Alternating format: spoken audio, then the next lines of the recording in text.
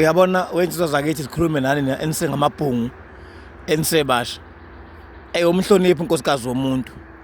Umhloniphi umuntu ochelwe ngenyongo. Sizobavana khona lapha enkundleni zokuxhumana wensizwa ngoba ayikho indlela singaxhumana ngayo nani. Umhloniphi umuntu womuntu osechelwe ngenyongo, umsaba unkosikazi womuntu mningi imicibilikishi eyenzeka laphana uma ngabe umuntu eganwa. Mningi izinto ezinye ezenzeka laphana eziwusikompilo eyisuke lejita umuntu uma ngabe ganwa eyisuke zenza ukuthi unkosikazi angene ethungena kulowo muzi. Kusuka nje kubulaweni kwenkomo aza ayibhobose ngomese yena eswini ayifaka ishumi ekuthiwe umqhoyiso lo nkomo emfaka esibongweni kuphinde kuzokhishwa inyongo. Musabe umuntu unkosikazi womuntu uma umfana usemncane umuntu osechelwe ngenyongo. Kunabantu abanenhlahla, kunabafowethu namhlanje abanamathongo aphilayo abanye babo othi umuntu uhlangana nentombi eshadini na 19 years noma ina 20 bese iyahluleka emzini ngoba vele ukugana komuntu osemncane asuke emaningi amathuba ukuthi abuye emzini ngoba usuke lo muntu eseyingane kunezimo zempilo engeke ukwazi ukumelana nazo.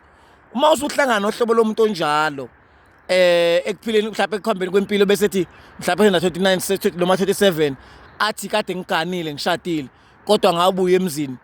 Ingane yakwethu baleka ngenyawo zombili lapho noma uthiwa lo muntu onkosikazi muhle kanjani.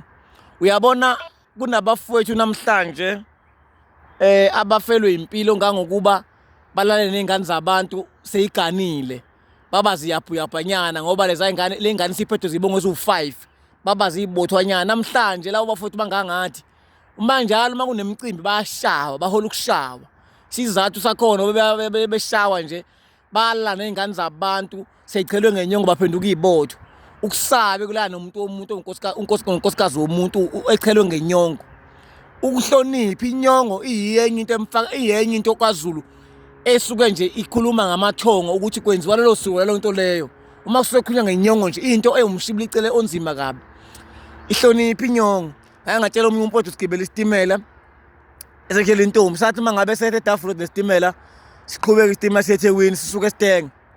Wathi impotho le ntombi emhlophe ade ngikhuluma nayo ithi kade iganile yashada umuntu ayingamthanda. Abantu befana vele bayakwenza lokho.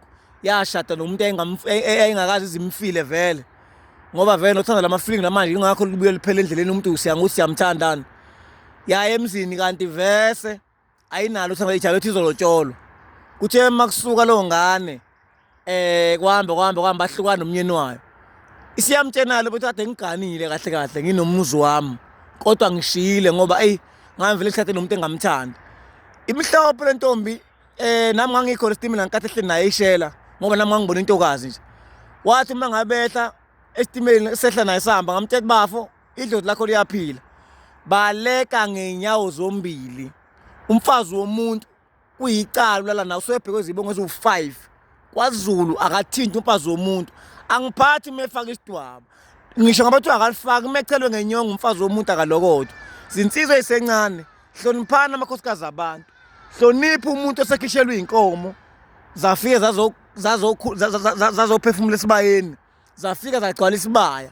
Lo muntu useseqala ukwembathwa amakhehla kulowo muzi nezalukwazi ngoba kusuke sekubhekela ukuhamba kwakhe nokuxoba kwakhe ukuthi ugcoba ngendlela okuyiyonani. So ke ngane zakwethu umuntu uma ngabe ukuthi nje uselotsholwe okanye usechelwe ngenyongo ayimsabe lo muntu. Ngane zakwethu nimhloniphe unkosikazi womuntu zisizwe isencane. Uyoba nebhadi lemihla lonke ulana nomfazi womuntu. Lento iyafana nabafana abambedla imbuzi emizi yabantu.